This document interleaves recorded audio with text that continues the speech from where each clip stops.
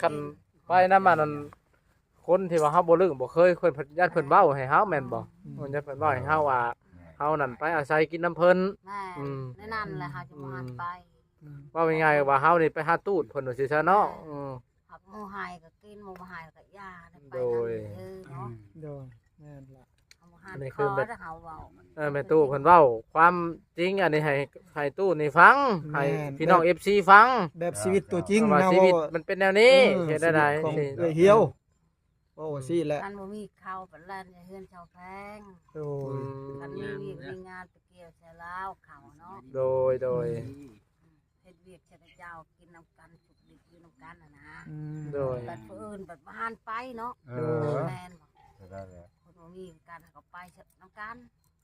โดย บัดบ่ได้โดยทบกันอีกเลย บางคนประเทศเฮาบ่มีแบบบ่ทนใจนะเนาะบางคนเขาก็บ่เลือก ไปเนาะ เขา เห็น ก็ ว่า บ่เลือก หันหมู่เว้าเลย ฐา บ่ นะอย่าง บางคนเขาก็เห็นเฮาทุกข์หมู่บ่จักวนได บ่แม่ในนั้นน่ะ โดย แต่อันนี้แบบว่าเขาบ่รังเกียจเฮาก็เข้านำหมู่ได้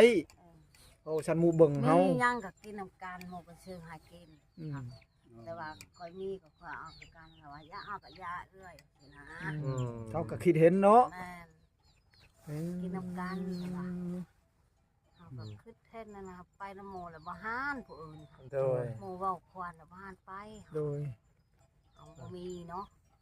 แม่นแม่น ถ้าน้ำกินก็บ่มีก็ไปกินเฮือนกับเจ้าก็จะหันบอกให้ไปหมู่อยู่กันเนาะแต่ว่าค่อยเป็นมาห่างได้ แต่ว่าตกในนี่ครบกับเจ้าไปเลยค่อย อ๋อ ตะกี้ก็ไปอยู่น้ำแม่แล้วจากว่าแม่แล้วชื่อนั่นชื่อนี่ให้กินให้กินให้กินเนี่ยมันเป็นใจเนาะ ไปต้นเนาะเอามีเนาะ ลูกเขาใหญ่นี่ก็จะสว่างแน่ใครแน่ได้ ม พี่น้องบ่ประมาทเขาให้แล้วเขาอยู่เฮือนเขาเนาะ แม่นแหละ ลูกเขาลูกเขาก็ใหญ่มาแล้ว โดย นี่เขามีก็เขาให้เขาบ่มีเขาก็อยู่หัดจะบัดแล่นใช่นี่หัด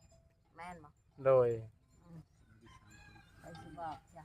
อันนี้คือเป็นตู้เฮียวเพิ่นเนาะเว้าชีวิตตัวจริงหนชีวิตจริงนี่ให้ FC ฟังให้พอตู้มีนี่ฟังรับฟังนำกัน ถือว่าตู้ ว่ามันเป็นแนวนี้มันเป็นแนวนี้ชีวิตข่อยนี่เจ้าสิรับได้บ่หรือว่าแนวใดชีวิตนี่ความลำบากความทุกข์นี่นะประตูมีได้เป็นแนวใดก็บ่ต่างกันประตูก็บ่ต่างจากเพิ่นเล่ามาบ่ชีวิตเจ้าน่ะเป็นแนวใดครอบครัวเจ้าน่ะเป็นแนวใด เนาะเจ้าก็ทุกข์คอยก็ทุกข์เนาะใหญ่หักกันก็สู้กันไปเนาะ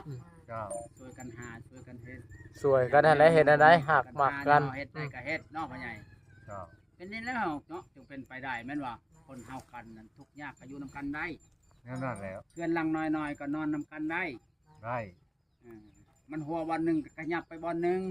เจ้า แม่นว่าใหญ่ เจ้า มันไม่สิปบปะเฮือนเก่าเนาะ เจ้า เฮือนน้อยก็เฮือนเฮาเฮือนใหญ่ก็เฮือนเขา แม่ แม่นว่า แม่ ครับที่อยู่ได้ขับใจอยู่ยากคือเขาว่าเนาะ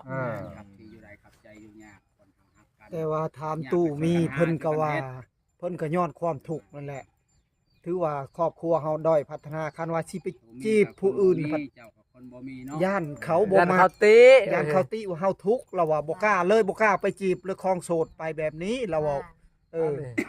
อันนี้ก็คือกันนั่นแล้วยังมักผู้อื่น อันนี้ ย่านเขาเว้าโตเป็น ฐานะของเฮานี่แหละมันบ่คือเพิ่น ชม อืม เจ้าเนาะ แม่นน่ะเป็นอะไร ตัวมีพังเราเว้าทำ บ่ ตัวมีก็ จุด สิ ซึ้งแล้วบ่ตู้ เศร้า บ่ ตัวมี เศร้าแล้วเจ้าเนาะ ฟังคำนี่นะ เศร้าเลยเราหัวเอา เออ แล้วก็บ่มีคือกันเนาะ บ่ตู้ คิด คนบ่มีคือกันจังว่า โดย สู้ไปนำกันเนาะให เอ ญ่ อจัง หรือ ว่า ว่าหรือว่าเรา จังหวะ เรา เทพ ทุกข์แล้วเรา จังว่า บ่มัก เทวดามันฉุกใส่บ่ ทุกข์ก็เฮาหาอยู่หากินนำกันมันบ่เกี่ยวกับทุกข์ก็ให้เฮาหาเนาะ ด้าน เจ้าร วยก็รวยเขาบ่ได้รวยเฮาเนาะ เนี่ยนั่นแหละ เอามีหยังจักเว้าให้ผู้สาวฟังในเรื่องชีวิต เจ้าน่ะเป็นอะไร เราด้วยชีวิตเจ้ากับชีวิตผู้ชาวไปคือกันบ่เจ้าก็ เล่าเบิ่งดูเล่าให้ผู้สาวฟังหมู่ดูเป็นจังไดเจ้าใช้ชีวิตจังไดแต่ละมื้อแต่ละเว้นแบบใด มันจากแบบแล้วเว้าแล้วเฮาก็มันรู้จักเข้ากันโลด ประเภทเดียวกันบ่ คันว่าน้ำกินกับเฮาก็คือกันคันบ่ไปตักก็บ่ได้กิน แม่ มันยังคือกัน หากมาแต่ไกลเติบเนาะ หาอยู่หากินคือกันเฮาบ่ไปเฮาก็บ่ได้กิน โดย หาเช้ากินค่ำ บ่แม่นหาเช้ากินเดี๋ยวนี้เลยหาเดี๋ยวนี้กินเดี๋ยวนี้คือเขาว่า หาเช้ากินค่ำข่อยอดบ่ได้ว่าข่อยท่าบ่ได้ กิน ว่า ตัวนี้กินตัว หา นี้ หาตอนนี้ข่อยกินตอนนี้เลยว่า มันหนีอยู่นะ ข่อยอยากว่าข่อยอดบ่ได้นอนมื้อแลง นอนแมลงจะนอนอยู่ก็เจอ อันนี้ เดี๋ยวหาแต่เช้าจะไปกินอยู่ค่ำว่าบ่ได้ว่าข่อยหาตอนนี้ข่อยสิกินตอนนี้เลยว่า แม่ก็เราเอาหาตัวนี้ก็กินตัวนี้ของเฮาบ่มีเนาะ แม่นแล้วมันจะไป คั หาน เฮามีหันหาเช้ากินค่ำได้ เออ เฮาบ่มีเดี๋ยวเฮาสิหาตัวนี้ไปกินค่ำมันก็หิวดิเนาะว่าใหญ่ หิวแล้ว หาตัวนี้กินตัวนี้แล้วกันมี อืม คือกันกับเงินในใส่มี10 บาทเฮาก็ซื้อไป10อ้าวมันอยากเนาะคันคนมีแล้วเขาเอาไว้ซื้อมือใหม่ก็ได้เขามีเนาะ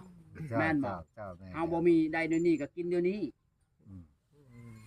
แสดงว่าชีวิตสองตู้นี่คือกันเนาะค่ายคือกันเนาะตู้เนาะ ไปบ่ไปบ่ จะคือกันจังว่าพัง อืม เบิ่งอะมันหลุดไปลายเดียวโลด แม่นไผบ่ลื่นไผนะ บ่มีไผลื่นไผเลยเห็นบ่ตู้ ไปนำกันอนาคตข้างหน้าก็อาจบ่แน่เนาะ จังว่า จังหวะลองเบิ่งสู้กันไปเบิ่งเป็นจังไดสองคนห่วมแห้งห่วมใจกันอาจจะ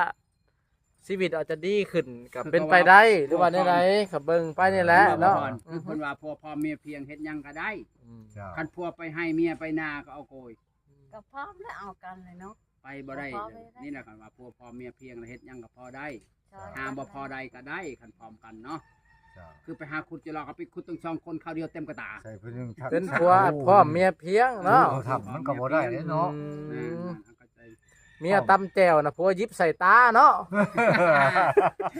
เต็มที่เลยเนาะสิมื่นตาบ่ได้แล้วนี่ เคยว่าเลิกกันแต่มื้อนั้นเลย เต็มที่โลดพังเว้าแบบนี้นี่เออ เอา ยัน ขึ้นรอดมากีฬามันสุก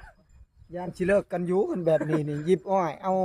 มักเพชรหยิบใส่ตานี่ ผัวเมียตำแจ่วอะผัวยิบใส่ตา พอในนั้นนั่นแหละ ไอ้เว้าหยอกไปตู้เพิ่นให้เพิ่นอารมณ์ขันทุกคนเอ้ยเว้าชีวิตมาโล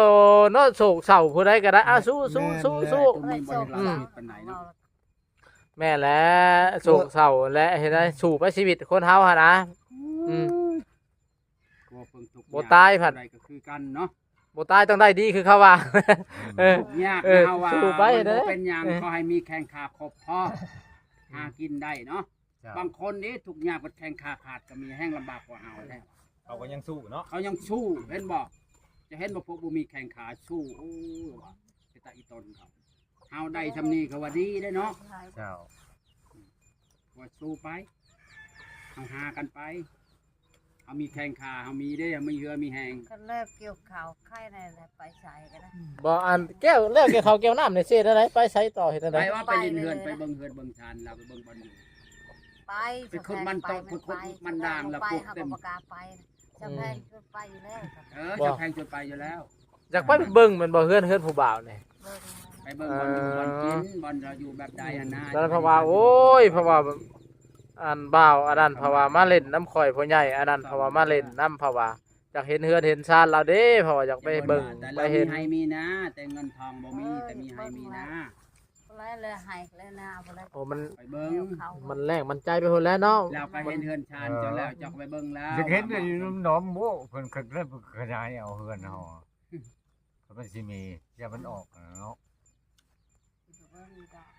เบิ่งนอกเดียวก็ลูกชายเพิ่นมาปลูกเฮือนให้อยู่แล้วเพิ่นยังอยู่กรุงเทพแล้วก็ได้เงินใหญ่แล้วลูกชายเพิ่นสิมาเฮ็ดให้ อยู่บ้านแล้ว มีนามีให้แต่ว่าบ่มีผู้เฮ็ดประตู อะไรบ่มีผู้เฮ็ด เรา มี ก็ นาน่ะ เราบ่มีผู้เฮ็ดลูกเราไปกรุงเทพ อ่า ลูกชายเดียวให้เราส่งเงินให้เราใส่ชั่วโมงนี่ อืม แล้วก็บ่ได้ใช้น้ำลูกนี่ก็สิโอน เจ้าก็ทรายเดียวผู้นี้นี่ก็ได้ ใครอยู่ลูกยังพอพึ่งได้ ได้ผู้เดียวคือกัน ทางไปตู้นี่ ผู้เดียวต่อผู้เดียวเนาะ ลูกก็หันมันเหตุงานมันบอกเป็นกระเตะแล้ว หลายคนน่ะเขาไปนำแม่เขาเบิด ได้ อื นะ ม ได้ดอกแต่วางหันอันนี้มันตกงานแล้วบ่ได้ โอ้ มันบ่ได้ผักนะสิบอกมันว่าแม่เอ้ยบ่มีเงินคอยตกงาน ว้าวเป็นได้กันเพิ่นมีเงินมีคำพุ่นแหล้วจังเพิ่นฝากมาเฮ็ดได้ ผักก็บ่หลายเทื่อละ500เป็นผักเทื่อละพัน โอ้พอได้ใส่ได้ซอย ยามบุญนี่เก็บไว้เลยได้ จะได้เลย บ่ อยู่ ตายก็ อยู่พุ่นก็คือเดียวนั่น กัน แหละ ภัย บ่เขาเป็นเฮือนแม่ห้างนางหมายนี่เพิ่นก็เก็บเอาหมดบ่ บ่เก็บเอาหมดได้บ้านคอยนี่ เก็บ นะ ไปจะเก็บรถบ่รถบ่ บ่ได้ลดได้เท่า บ่ กัน แล้ว ยันว่าไม่ทางนางไม้เพิ่น จะนอนไม่ห้ามนางไม้แล้วเพิ่นไล่ให้อนุญาตให้หันนะเฮาบ่มี คัน บ่มี บ่มีเลยก็ติดหนี่ไว้ อืม คันเฮิงได้แล้วก็ไปให้กับเจ้า เขาบ่ได้ลดได้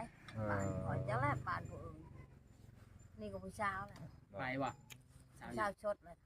ใช่ สด เล เลย ยเนาะ อันได้เฮือนก็เฮาประกายก็ปกต้นไม้ ดอกไม้จ้ะ ฮอนบ้านยังบ้านโคกได้นี่นะเรามาอยู่เพลงได้นาก็อยู่เพลงได้ อืม แม่ขวานน่ะจะไปจักบ่ อืม มันโคกนี่น่ะบ่ บอกว่ามันโคกลางครับบ่ เออ ลูกเรา ตาเหี่ยวก็งามนะลูกเรา เออ งามตาเหี่ยว ช่องคนได้ลูกสาวเรา พอแล้ว อัน สิ นี้ เดียว เป็น น้ำ เพื่อน เที่ยว ยัง แม่ บ่ นั่น เค แห ย ละ ลงเปล่าอัน คน นี้ ข้าวได้ ตาเหี่ยวคนบ้านยังสูงเอาเมียบ้านโคกแล้วมาอยู่พี่ คนมันกับบ้านเฮานี่ก็พอเขานี่